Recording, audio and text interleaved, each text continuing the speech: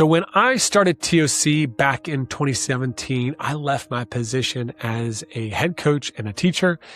I honestly didn't know what I was going to be doing, which scared a lot of people in my life who care about me. But I was deeply curious about leadership and team culture. I wanted to learn more about that. So I wanted to keep writing my blog on what I was learning and start this podcast so I can learn more. And from there, I didn't really have a plan on how to make a career or job, but I did have a question. And the question is, what do coaches really need? And from my own experience in coaching, I knew they didn't just need some culture building activities for their team. They didn't need an inspirational or motivational speaker. The more I looked at my own experience and then tried to support coaches, the more the answer became clear and clear for me that coaches need coaches. I needed a coach. And I know so many other coaches that feel that they have that need as well. And so as that became clear for me, my focus has become, how can I be the best that I can possibly be at coaching coaches, leaders? Which is why I pursued leadership coach training certification. It's why I've encouraged others to do the same. I share all of this story because it's been incredible since 2017, when I didn't know of any coaches for coaches, to now see people like today's guest, Zach Brandon, who left his role as a mental performance coach for the Arizona Diamondbacks and moved into leadership coaching as well. I mean, that just shows you that he saw a need. At that level, in the highest levels of professional baseball, he said, hey, this is something that these coaches could benefit from. Some other guests of the podcast have also done this. You think about Cody Royal. He was an Aussie Rules football coach. Brian Levinson was a mental performance coach. Angel Elderkin was the former head coach at App State. We had Clint Halliday on. He was a youth coach and the CEO of a company called So Long. And he's got his executive coaching certification. And you think about Nate. Nate's pursuing his, and Betsy. Those are the co-hosts of our podcast. Betsy's been a certified executive coach. I didn't know her at the time when I got into it, but she's been coaching coaches for a very long time, I think nearly 10 years. So you can see that this is growing, the need. And whether you pursue getting a coach like Zach, that I'm not trying to push that on you. I'm just trying to say, hey, these people here, they're really, really valuable. I mean, at the end of the day, like, if we want our athletes to reach their full potential, we know they need a coach. So if you want to be the very best you can be, as a coach, as a leader, as a human being, I think you might consider getting a coach. I was actually listening to Shane Battier in the Way of Champions podcast the other day, and he talked about this, how he transitioning from playing sports to leading basketball, he ended up getting a life coach to help him to transition through that time. The second part of this conversation with Zach Brandon, who is now the host of the Win More, Live Better podcast and a coach for coaches. This conversation today is around what it takes for coaches to be their very best, right? We have these conversations with some really elite leaders. We're working with fantastic coaches in all levels of sports. And I love the title of Zach's podcast, Win More, Live Better. Those things can be, they're not exclusive. They both can exist in our lives. So that's our conversation today. It's just about how coaches can win more and live better. If you want to learn more about Zach, head on over to ZachBrandonCoaching.com and also check out his podcast. Welcome back to the Coaching Culture Podcast. My name is JP Nurbin. I'm an executive coach and facilitator working with leaders and teams who are striving for high performance. And I started this podcast in 2017, as well as my newsletter. My newsletter every week has the notes to this episode of the podcast. Each and every episode of the podcast has got an article and a culture building tool. Be sure to subscribe to that newsletter at tocculture.com if you don't already. You don't want to be missing out on the things that we're offering in there. We're sharing really exclusive resources that are only located in our TOC coach community.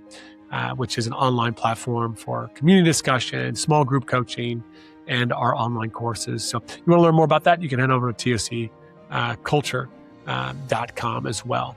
And without further ado, we're going to jump back in the second part of my conversation with Zach Brandon. Yeah, I can see, so much as a head coach of a program or a manager, you're in that CEO type role. And it can be very easy to feel disconnected from what's really happening, right? That's the hard part of the delegation aspect and stepping away from it. You mentioned coach development, that you did that. That was one of your 3 hats that you had at the Diamondbacks. What was the best coach development you ever did with the coaches? Um, I think there's a few things. I think, and none of these were exclusively me, which is, I share this intentionally because I think some of the best work was when it was reinforced and supported by, our leadership, right?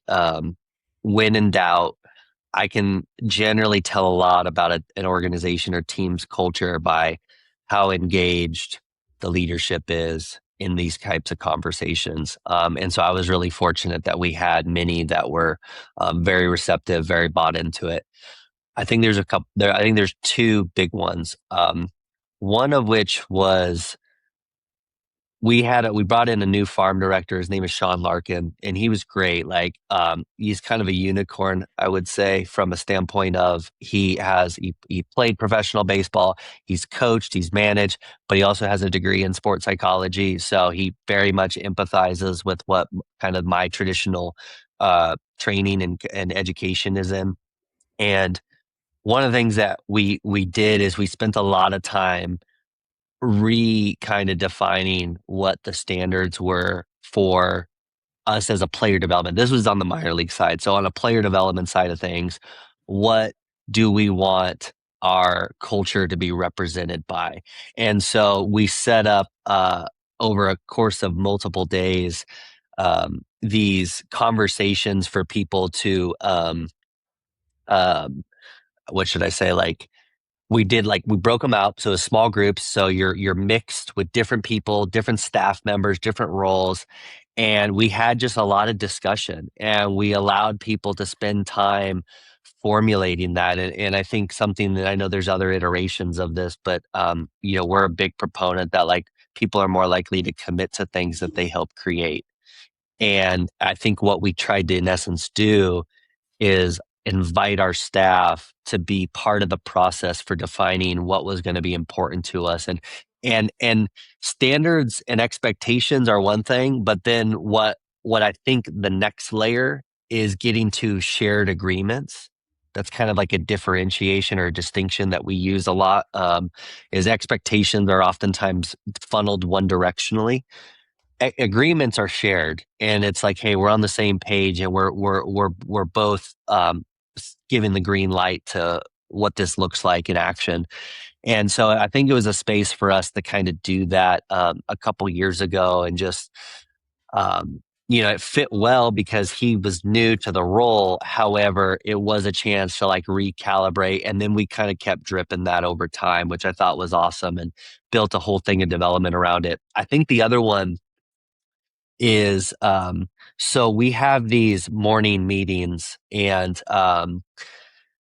basically in spring training, where it's not just the major league staff, but usually it's all the minor league staff or some of the staff that are involved in the core fabric of the organization. We meet, and for a stretch of time, like a lot of the if you had a pie chart of how the meeting was being spent, most of it was wrapped around like, let's go over the Hmm. schedule. But it's like we have the schedule on the screen, or like we all have a schedule in our hand. So it's like, I don't know that we need to spend too much time on that. Hmm. But I remember sitting there thinking, like, man, there's a lot of expertise in this room. There's a lot of knowledge. There's a lot of wisdom. We should spend way more time having them talk about the things like leadership and like mindset and culture and those types of things. And so, with thankfully the support of our manager, who was awesome, and he kind of set the tone for it. We set it up where for the rest of spring training, it ended up being about a month. Every day, a different staff member got to come up and share a clip that means something to them when it pertains to leadership, pertains to culture. And they got to add their own spin to it. And they got to share how it resonates for them or what it makes them think of. Or it invited the group to also say, like, ooh, like, I love that. Here's how we can use this. Or like, oh, I didn't realize this. Like, you learned a lot about your teammates too. And so that for me, I was really proud of, like, kind of I think how that unfolded, because we were already meeting. It was just like, let's actually use this time for connection. Let's also use this time for one way we know that the best form of learning is through teaching. And so giving people a space for that, and empowering them to do so, I think was one of the things that I really appreciated and led to some of the more fun conversations, I'd say. So you've had a huge impact there, yet life calls you to a new role in coaching.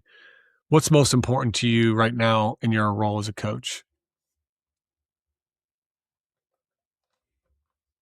For me, the shift has, yes, been my family in that dynamic. And also, so much of my work now has now shifted towards coaches. And in hindsight, I think there were a lot of seeds planted for this over, like, even when I was in grad school, I was always attracted to the conversations that we'd have about leadership and in coaching. And, we had a couple faculty members that were very entrenched in doing research and applied work with coaches. And I was always really intrigued by that. Um, I'll share this because this is, I think, an important maybe catalyst moment. And I'll try to give the Cliff Notes version. It was late in the year, a few years ago, major league team, and we had a coach who um, was struggling, like mentally and emotionally, with kind of the toll of the role, feeling kind of disconnected from it. I don't loosely use the word burnout, but he was on the cusp, I think, and starting to question whether or not he wanted to keep doing it. And we had an off day coming up, and he was going to go to dinner with his wife and a couple of their family friends. And so I knew how important this dinner was going to be for him to recharge and reset, and how much he needed it. And so the next day after the off day, I see him in the lunchroom, and my first response is like, "Okay, hey, how was dinner?"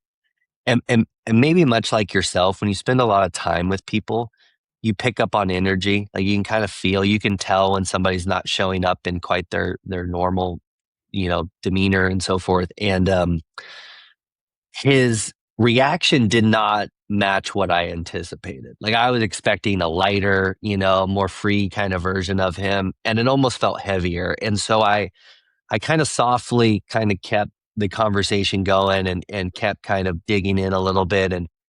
And what he ended up sharing was that, much like all of us, when you have a meal, you start to tell stories. And so his wife was telling all these stories about different experiences, different trips, different family moments. And he said, "Zach, like, I couldn't help but sit there and think, I don't remember a lot of those."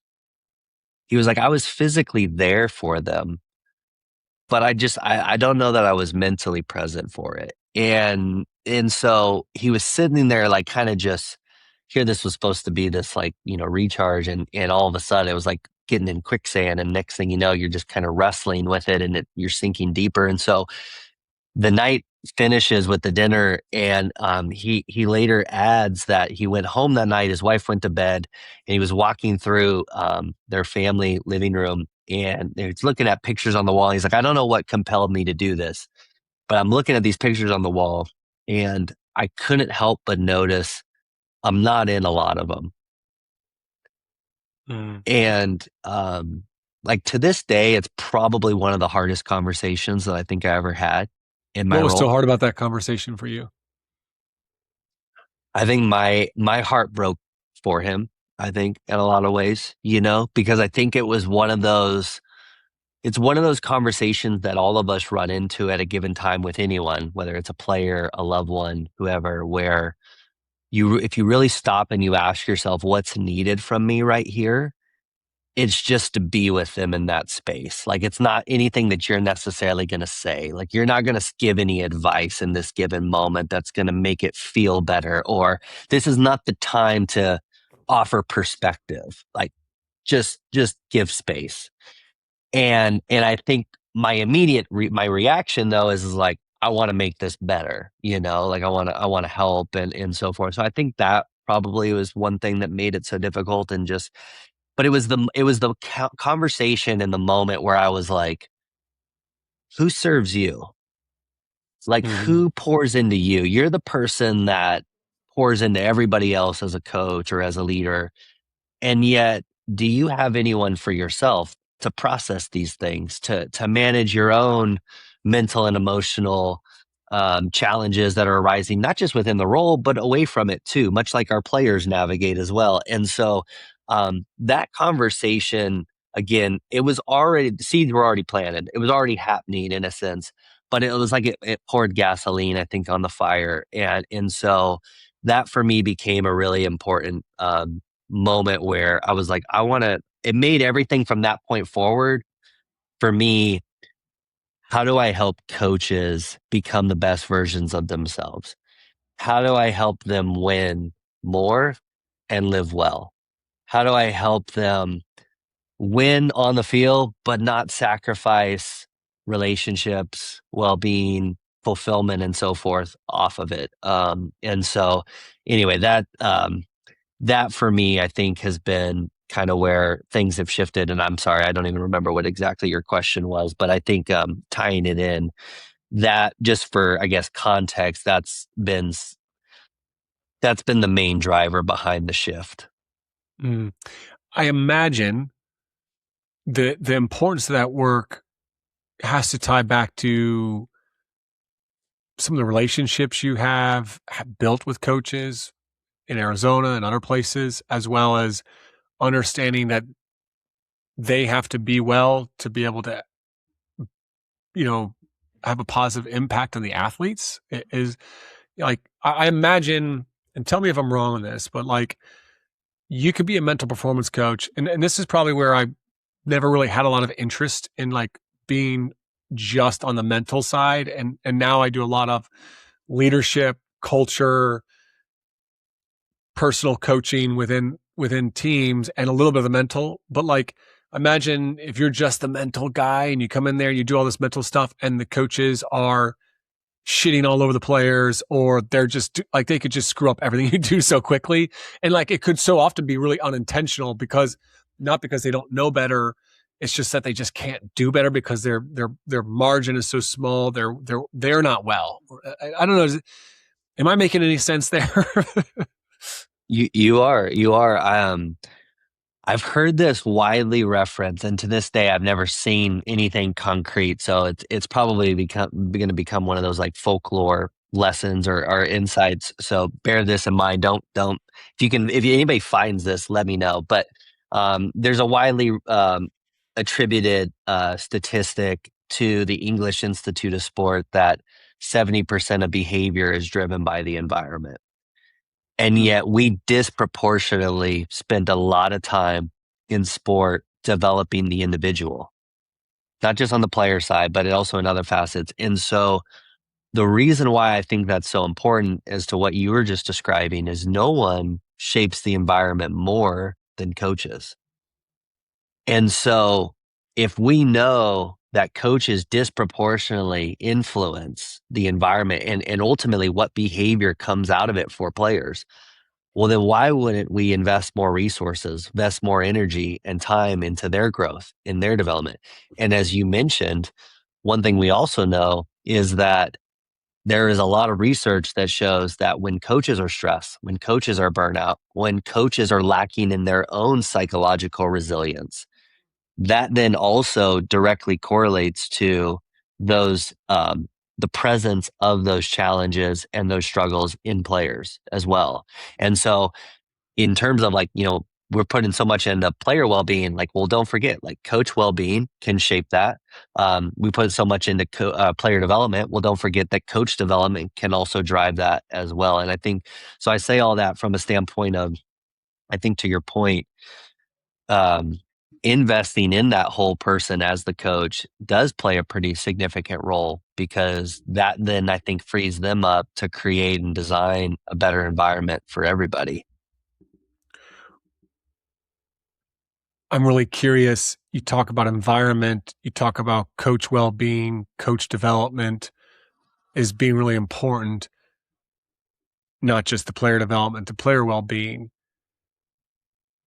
There's a lot of things that have changed in the sporting landscape, but I think my thing was like, what is it about today's sporting environment that's creating all these freaking problems for coaches and hurting their well-being? It's not going against their performance. Like, because like, I think a lot of people might say, well, you look at being a coach in the NFL today, like you get sacked even if you don't win the Super Bowl, like is this point, right? Is it the firings? Is it, like, what is it about the coach environment that is most detrimental, not serving coaches? Okay. Yep. Got it.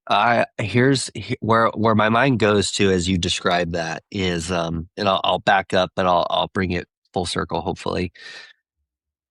I can't remember if you and I have talked about this explicitly, but I've kind of conceptualized, a framework, if you will, for how I think about working with the coaches that I work with now or the different leaders. And that framework is an equation. The equation is, I think a coach's impact or any leader's impact and their outcomes is a product of their individual capabilities times the environment that they create minus interference.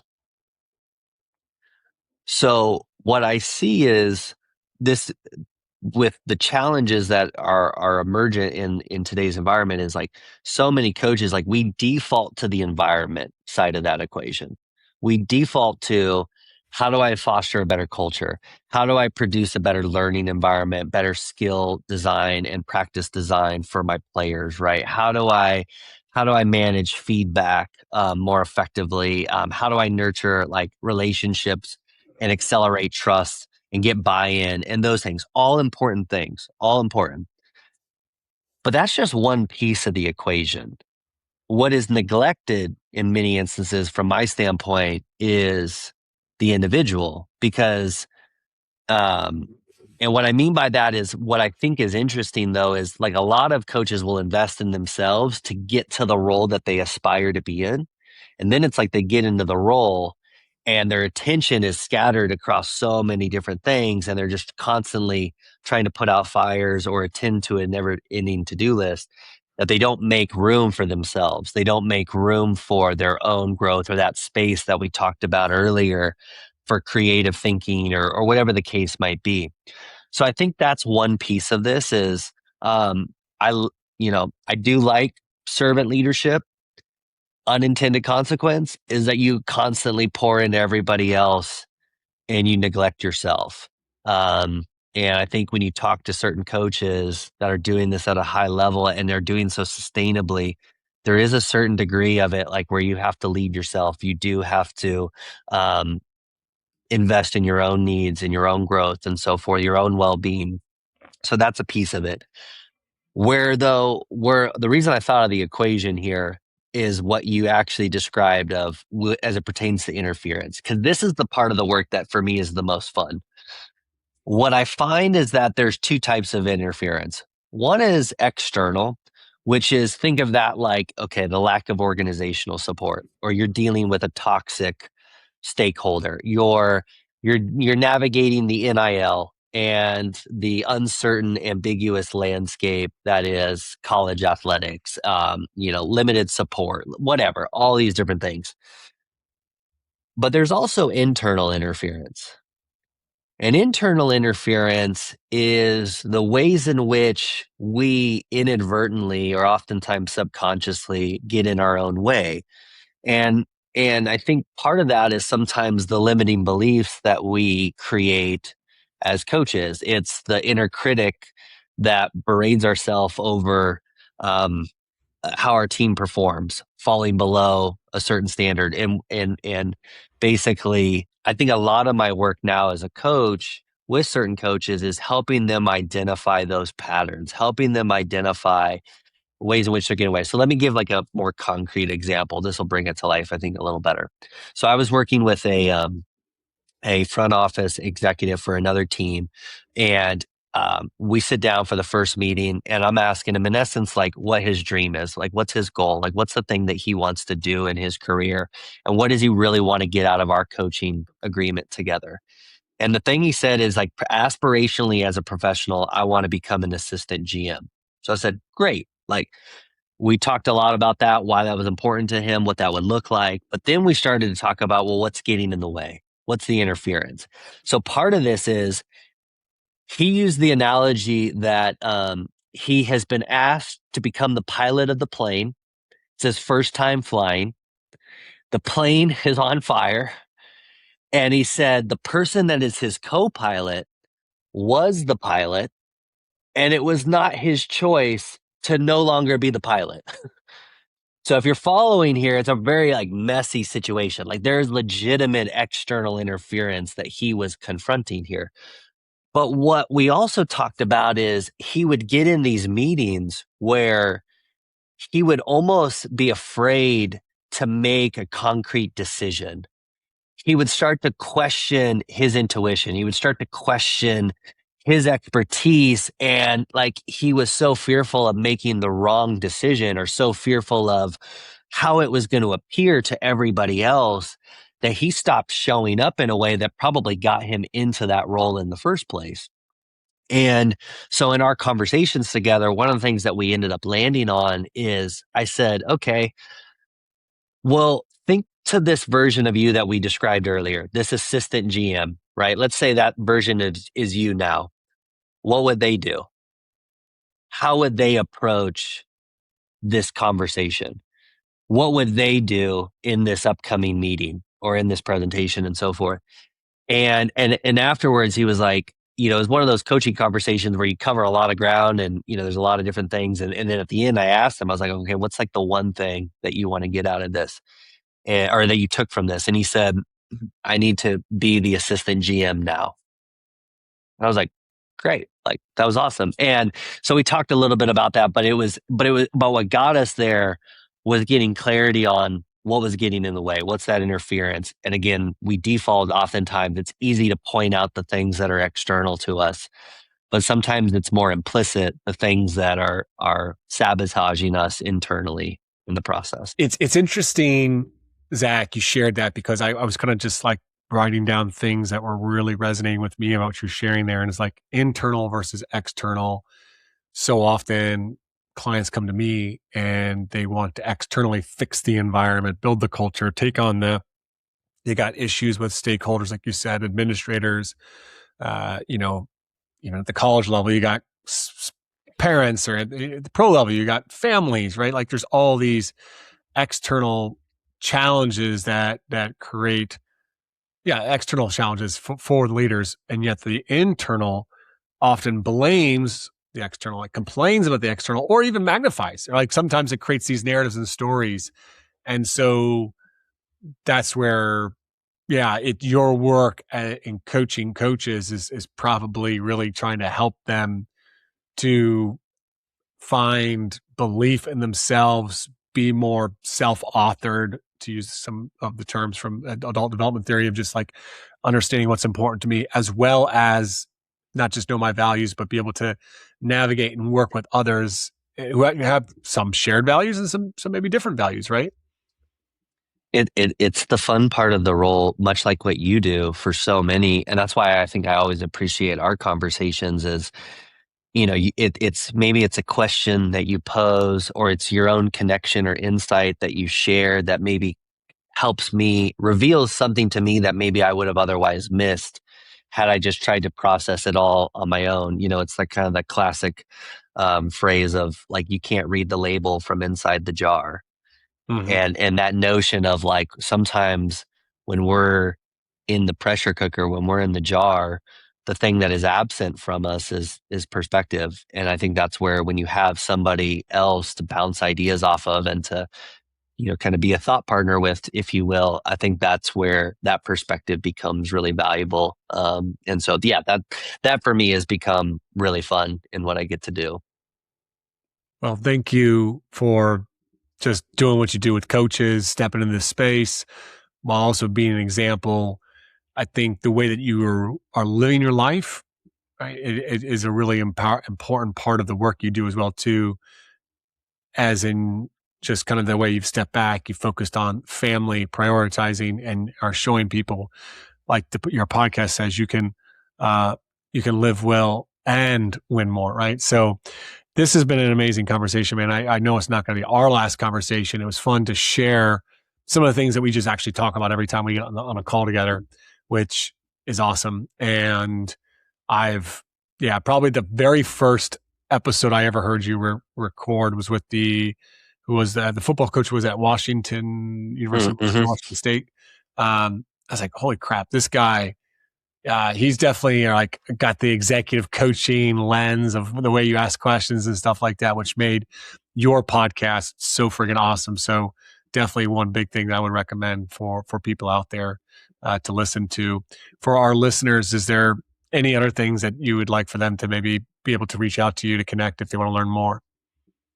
Yeah, well, I appreciate that. And I'd be remiss if I didn't say like the feeling and the respect is very mutual, JP. So I'm appreciative of every time again we get a chance to converse and different things that I see, whether it's in your newsletter. Like I remember you did the newsletter on caring versus carrying and that little Mm. differentiation. And I sent that to like 3 people like immediately. I was like, oh, this is so good. That's such a great distinction. So if I have not explicitly shared that, there's much that I've taken from you, so I'm very grateful for that.